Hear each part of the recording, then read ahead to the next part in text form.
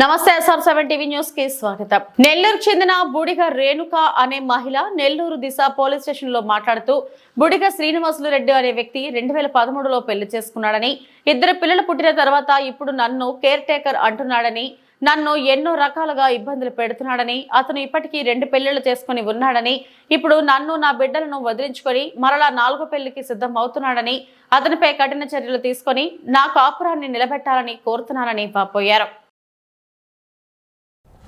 తను నన్ను 3వ పెళ్లి చేసుకున్నాడు. ఫస్ట్ వైఫ్ చూడండి ఫొటోస్, డైవర్స్ ఇవ్వలేదు, ఇంకా ఇచ్చానని చెప్పి మమ్మల్ని మోసం చేసి పెళ్లి చేసుకున్నాడు. సెకండ్ వైఫ్ చూడండి, ఆ అమ్మాయిని కూడా అలాగే చేశారు. ఇప్పుడేమో నన్ను కేర్ టేకర్ అంటున్నారు, ఇంట్లోకి రానివ్వకుండా పిల్లల్ని నన్ను ఇబ్బంది పెడుతున్నారు. ఇది నా ఒరిజినల్ మ్యారేజ్ సర్టిఫికేట్. మాకు పెళ్ళైనట్టు సాక్షిలో 2013 మే 12వ తేదీన, ఇది నా మ్యారేజ్ ఫొటోస్ అండి.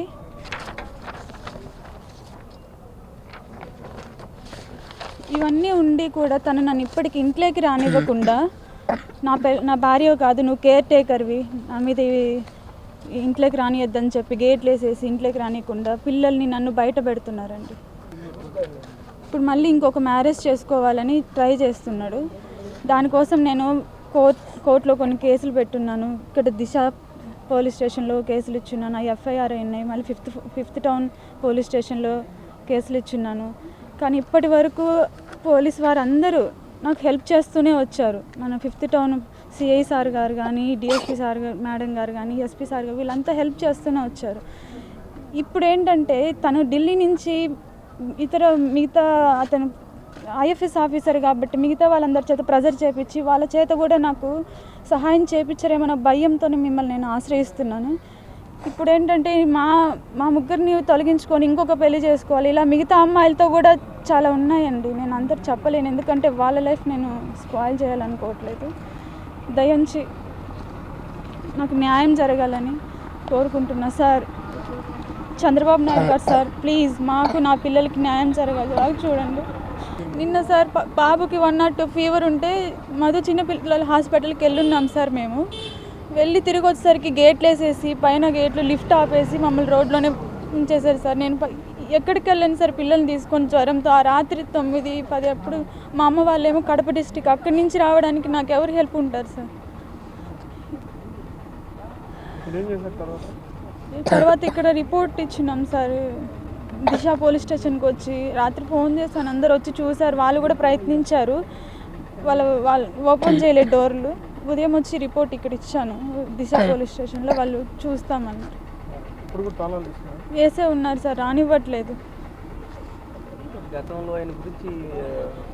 పేపర్లో నా దగ్గర తను ఏంటనేది అన్ని ప్రూఫ్స్ నా దగ్గర ఉన్నాయి సార్. తను డ్రైవింగ్ చేసేది, తను విజన్ ప్రాబ్లం అని చెప్పి అందరికి చెప్పి తిరుగుతుంటాడు. తను స్కూటర్ డ్రైవ్ చేయగలడు, కార్ డ్రైవ్ చేయగలడు. నా దగ్గర వీడియోస్ కూడా ఉన్నాయి. కానీ అందరి దగ్గర ఏం చెప్తాడు, నాకు విజన్ ప్రాబ్లం అని చెప్తాడు. నా దగ్గర ఉన్నాయి సార్. అంతకుముందు రోజు తను వేరే వాళ్ళతో ఉన్నారు సార్, అది చూసి నేను అక్కడ అడిగాను. అక్కడ మా ఇద్దరికి చిన్న గొడవ అయింది. తను కారు ఫాలో అవుతూ నేను ఇంటికి వచ్చాను. ఇంటికి వచ్చి ఆ బాధతో నేను తన పైకి చెప్పి విసిరేసాను. దాన్ని తను ఇలా క్రియేట్ చేసి నాకు 5th టౌన్లో కేసు పెట్టి ఈ విధంగా చేశారు సార్.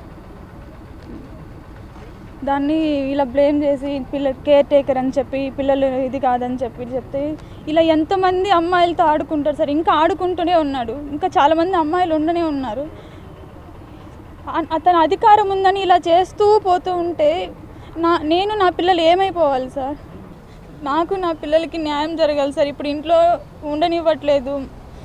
నా పిల్లలకంటే ఇంతవరకు ఏదీ లేదు, ఒక సెక్యూర్ కానీ ఒక పిల్లలకి ఏదీ లేదు సార్. మాకు దయ ఉంచి న్యాయం చేయండి సార్. నేను తన భార్యని, 3వ భార్యని, నా దగ్గర ప్రూఫ్స్ ఉన్నాయి. ఫస్ట్ భార్యకి విడాకులు ఇచ్చామని చెప్పి మాకు మోసం చేసి పెళ్లి చేసుకున్నారు సార్. ఆ రోజు 2013 మే 12వ తారీఖు పెళ్లి జరుగుతుండగానే గొడవ జరిగింది. నాకు తాళి కూడా కట్టలే. మీడియా వాళ్ళంతా వచ్చి ఉంటేనే స్పీడ్గా తాళిబొట్టు అలా కట్టేసి పారిపోయాడు సార్ తను. ఆ రోజు తెలిసింది మాకు. ఆ రోజు నుంచి మాకు ఇలాగే పోరాడుతూనే ఉన్నాం మేము. సార్ పవన్ కళ్యాణ్ గారు సార్, చంద్రబాబు నాయుడు గారు సార్, లోకేష్ సార్ గారు, ప్లీజ్ సార్ తన ఫారిన్ అఫైర్స్ అధికారి శ్రీనివాసులు రెడ్డి గారి పైన మీరు చర్య తీసుకొని నాకు నా పిల్లలకి న్యాయం చేయాలని మరీ కోరుకుంటున్నాను.